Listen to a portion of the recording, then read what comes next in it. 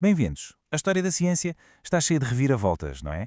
Mas imaginem isto. Ter uma ideia genial. Uma ideia que muda tudo e, em vez de aplausos, receber ridicularização. E isto durante décadas. Só para muito mais tarde ser vista como revolucionária. É precisamente um desses mistérios que vamos desvendar hoje. A nossa história é, no fundo, uma história de duas teorias. Ambas partiam da mesma ideia base. Algo que hoje nos parece óbvio. Os continentes movem-se, não estão parados. Mas o destino que tiveram, bem, não podia ter sido mais diferente. Ora bem, de um lado temos a deriva continental, proposta por Alfred Wegener lá em 1912.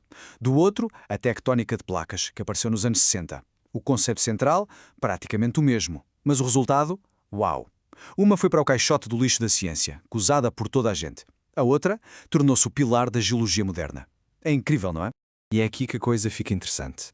É a grande pergunta, certo? Se a ideia era basicamente a mesma, o que é que mudou? Porque é que uma foi um fracasso monumental e outra um sucesso estrondoso? A resposta, garanto, é muito mais complexa e fascinante do que a história que normalmente se conta. Ok, primeiro vamos conhecer o nosso herói, ou talvez a nossa vítima, Alfred Wegener. É importante saber isto. Ele não era geólogo, era meteorologista. Um outsider, a olhar para um campo que não era o seu. E como muitas vezes acontece com quem vem de fora, ele viu coisas que os especialistas lá de dentro simplesmente não viam. E montou um caso que parecia à prova de bala. A primeira prova que ele apresentou foi aquela que toda a gente consegue ver num mapa. Olhem para a América do Sul e para a África. Parece um puzzle, certo? Muita gente já tinha reparado nisso. Mas o Wegener foi mais esperto. Ele não olhou só para a linha da costa, que muda. Olhou para a plataforma continental, a verdadeira borda do continente. E aí o encaixe era quase perfeito. Demasiado perfeito para ser só uma coincidência. Depois, os fósseis. Isto é fascinante. Encontraram-se fósseis de pequenos répteis de água doce, o mesossauro, por exemplo, e de certas plantas, tanto na América do Sul como em África. Agora pensem, como é que um bicho que vivia em rios atravessou o Atlântico inteiro? Não atravessou. A única explicação que fazia sentido era que não havia Atlântico nenhum para atravessar. Os continentes estavam colados. E não parava por aí. As próprias rochas gritavam a mesma história. Havia cadeias de montanhas que, de repente, acabavam na costa de um continente e pareciam continuar direitinhas na costa do outro. As camadas de rocha, a idade, a composição, tudo batia certo. Era como pegar em duas metades de um jornal rasgado e ver que o texto continua perfeitamente. Inegável. E para rematar a última peça do puzzle do Wegener, o clima. Ele encontrou provas de gelo, de glaciares, em sítios que hoje são super quentes, como a África do Sul.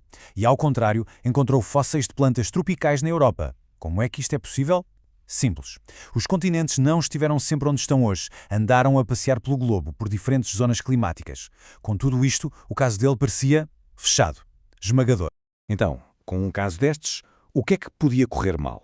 Porque é que a teoria foi deitada por terra? A história oficial, aquela que se lê em muitos livros, é muito simples. Mas, como vamos ver, a verdade é bem mais interessante. Vamos lá mergulhar no verdadeiro julgamento da ideia de Wegener. Esta é a explicação que toda a gente dá, a versão oficial. Diz-se que a teoria do Wegener foi rejeitada porque ele não conseguiu explicar como é que os continentes se moviam, qual era o motor. Ele até sugeriu umas coisas, como a força das marés, mas os cálculos mostraram logo que não chegava. E pronto, caso encerrado.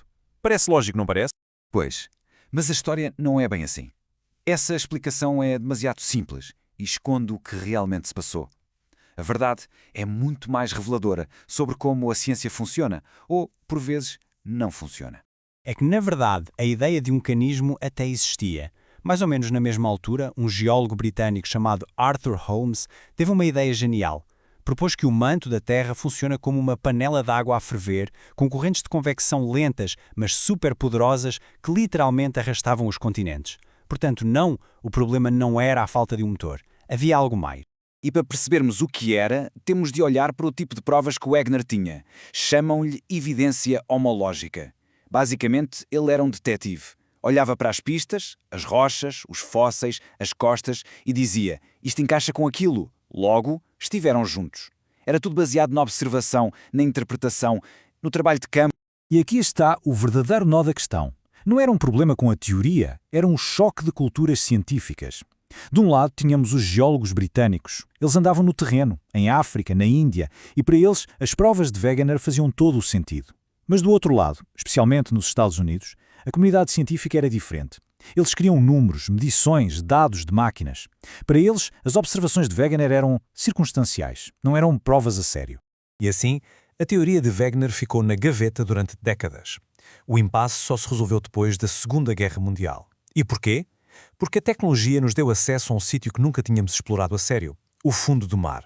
E foi lá, nas profundezas, que se encontrou o tipo de prova que os céticos não podiam ignorar. De repente foi uma autêntica cascata de provas, e do tipo que os céticos queriam, dados frios, de máquinas. Primeiro, o sonar descobriu uma cordilheira de montanhas gigante no meio do Atlântico. Depois, medindo o magnetismo do fundo do mar, descobriram umas riscas perfeitas em espelho que provavam que o chão do oceano estava a expandir-se. E o golpe final, foram lá perfurar. E confirmaram, as rochas eram novinhas em folha no centro e iam envelhecendo para os lados. Bingo! Com estas provas, baseadas em instrumentos e em números, já não dava para fugir. Ficou provado não só que os continentes se moviam, mas também como se moviam. O motor era a expansão do fundo do mar. A velha ideia de Wegener estava, finalmente, a ser ressuscitada, mas agora muito mais forte. E assim nasceu a teoria da tectónica de placas. Pensem nisto. Era a ideia do Wegener, no seu âmago, mas agora com um novo fato, blindado com provas irrefutáveis. E esta nova teoria explicava tudo. O movimento dos continentes, os terremotos, os vulcões, tudo encaixava num único modelo super elegante. A revolução estava feita. Então, o que é que aprendemos com esta saga toda que durou mais de 50 anos? Bem, ensina-nos algo muito importante sobre como a ciência avança. E a principal lição é esta. Às vezes, ter a ideia certa simplesmente não chega. O ponto-chave é mesmo este. A grande revolução não foi a ideia já lá estava. A revolução foi o tipo de prova. O Wegener estava certo, mas as suas provas não eram o que a comunidade científica da altura queria ouvir, ou melhor, ver. Foi preciso um novo tipo de evidência, dos instrumentos, dos dados puros, para que a ideia fosse finalmente aceita. No fundo, a história de Wegener mostra-nos que a ciência não é só feita de factos e fórmulas. É um processo profundamente humano. Uma ideia, por mais correta que seja, precisa do tipo certo de prova, para o público certo e no tempo certo, e muitas vezes é uma nova tecnologia que vem virar o jogo, transformando o que era um conto de fadas, na verdade aceito por todos. E isto deixa-nos a pensar, não deixa? Que ideias, que hoje são consideradas ciência estabelecida, estão apenas à espera da ferramenta certa, da próxima grande descoberta tecnológica. Para serem completamente revolucionadas, fica a pergunta no ar. Obrigado por terem estado desse lado.